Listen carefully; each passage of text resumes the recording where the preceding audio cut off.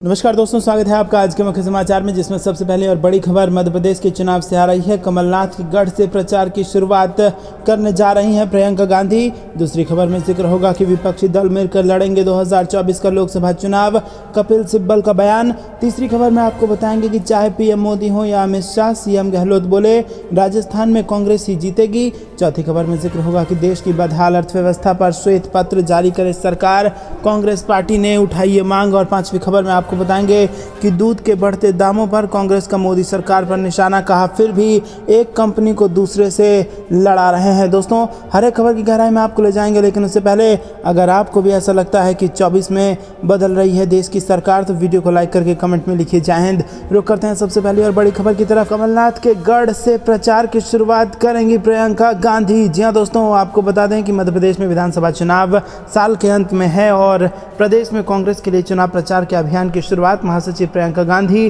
PCC chief Kamal Nath के गढ़ से करने जा रही हैं। प्रियंका गांधी 12 जून को जबलपुर में मां नर्मदा की पूजा कर बहुसंख्य वोटरों को धार्मिक संदेश देंगी और इसके बाद बड़ी जनसभा का संबोधित वो करेंगी। इसकी तैयारी कांग्रेस जोर शोर से कर रही है और इसी रैली में 1 लाख लोगों को जुटाने की तैयारी है।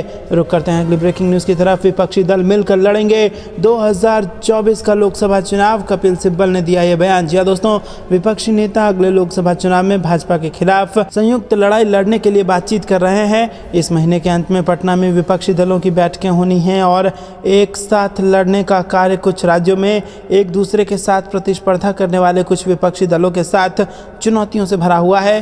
पूर्व केंद्रीय मंत्री कपिल सिब्बल ने शनिवार को कहा कि विपक्ष स्पष्ट है कि उसे 2024 का लोकसभा चुनाव में भाजपा की अगुवाई वाली सरकार को गिराने के लिए एकजुट होना चाहिए और उम्मीद जताई कि सभी विपक्ष एक साथ आएंगे। और सिब्बल ने ANI से कहा कि विपक्ष में हम सभी एक बात को लेकर स्पष्ट हैं कि अगर हमें 2024 का चुनाव लड़ना है और इस सरकार को गिराना है तो हमें एकजुट होना होगा।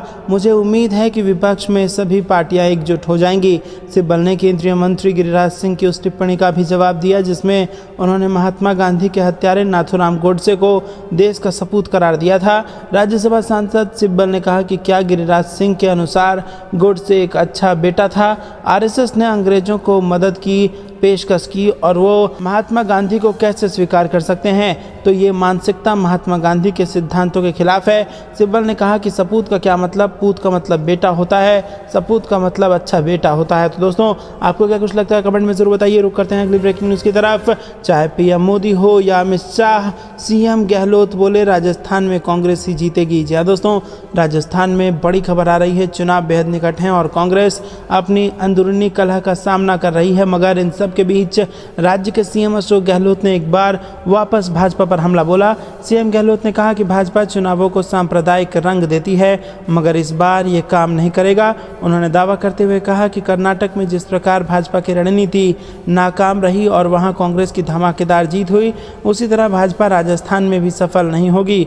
राजस्थान में कांग्रेस ही जीतेगी। अशोक गहलोत ने एक इंटरव्यू में कहा कि भाजपा सांप्रदायिक रूप से संवेदनशील बयानों का इस्तेमाल कर जीतने का प्रयास करेगी। उन्होंने कहा कि अगर आप धर्म के संबंध में बात करते रहेंगे तो लोग आपकी तरफ आकर्षित होंगे, लेकिन ये सही काम नहीं है। उन्होंने कहा कि उनकी पार्टी के शासन के बुनियादी ढांचे से उन्हें राज्य में भाजपा के आक्रामक अभियान का मुकाबला करने में सहायता मिलेगी। मुख्यमंत्री ने आगे कहा कि चाहे पीएम मोदी हो या अमित शाह, वो धर्म के नाम पर नारे लगाते हैं और इस चुनाव में इनमें से कोई भी काम नहीं करेगा।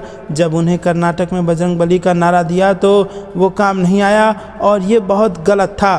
गहलोत ने कहा कि मैंने निर्वाचन आयोग से मांग की थी कि पीएम मोदी को प्रचार से रोकना चाहिए, ये एक किस्म का अपराध है।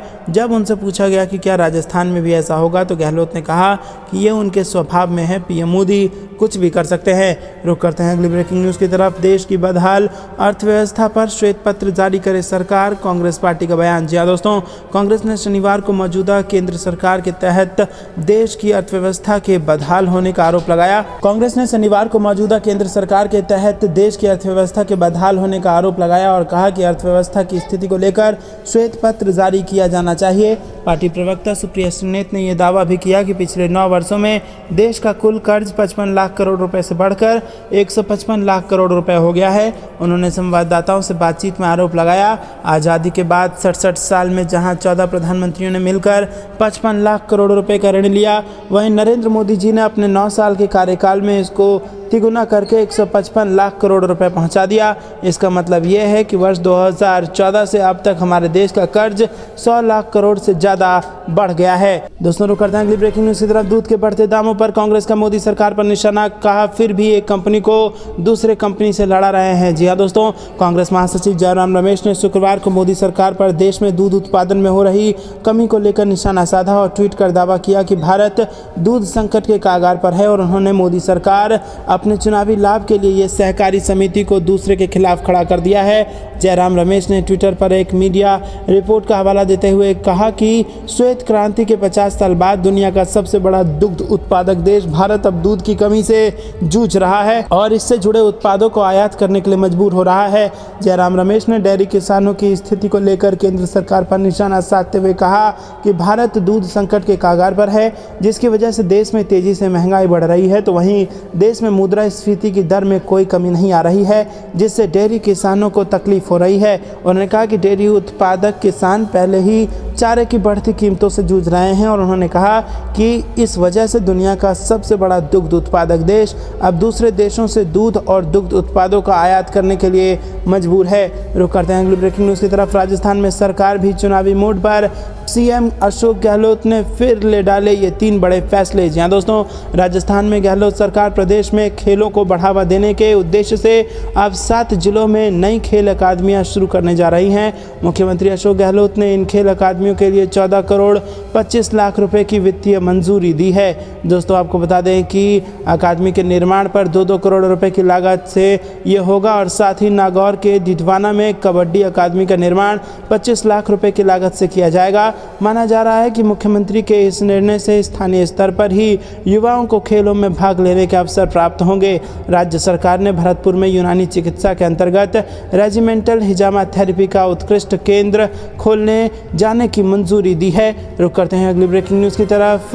बृजभूषण शरण सिंह की गिरफ्तारी पर अड़े पहलवान बजरंग पुनिया बोले 15 जून तक नहीं हुआ समाधान तो दोबारा करेंगे आंदोलन। जी हाँ दोस्तों, आपको बता दें कि ये बड़ी खबर आ रही है जिसमें पहलवानों के समर्थन में शनिवार को हरियाणा के सोनीपत में महापंचायत हुई और इसमें फैसला हुआ कि 15 जून तक सरकार कोई निर्णय नहीं लेती है तो आगे की रणनीति का ऐलान किया जाएगा। और इसी बीच पहलवान साक्षी मलिक और बजरंग पुनिया ने महापंचायत में भारतीय कुश्ती महासंघ के निवर्तमान अध्यक्ष बृजभूषण शरण सिंह की गिरफ्तारी की मांग की।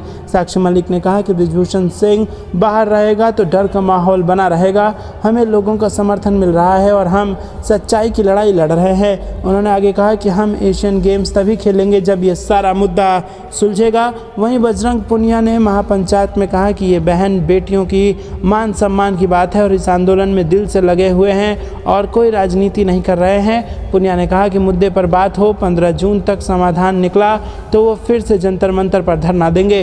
दोस्तों ये थी दिन भर की सारी जरूरी और बड़ी खबरें। अंत तक बने रहने के लिए बहुत बहुत धन्यवाद। जाने से पहले वीडियो को लाइक करके कमेंट में लिखिए जय हिंद, जय भारत।